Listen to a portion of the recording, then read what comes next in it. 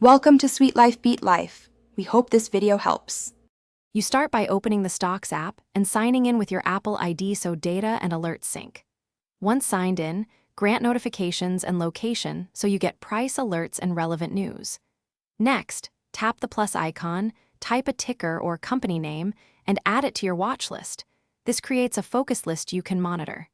Make sure to remove any irrelevant symbols now so your list stays concise and useful. You tap a stock to reveal the interactive chart and details. This is where you analyze performance. Use the timeframe buttons 1D, 1W, 1M, 6M, 1Y, max to compare short versus long-term moves and pinch to zoom on specific ranges. Once done, swipe down to read curated news and find earnings or financials tabs for fundamentals. Make sure to compare percent change versus absolute price. You finish by setting price alerts.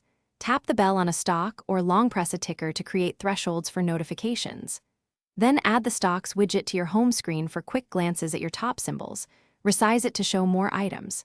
If data looks stale or alerts don't trigger, check Wi-Fi or cellular, ensure notifications are enabled, and force close, then reopen the app. If problems persist, sign out and back in to refresh.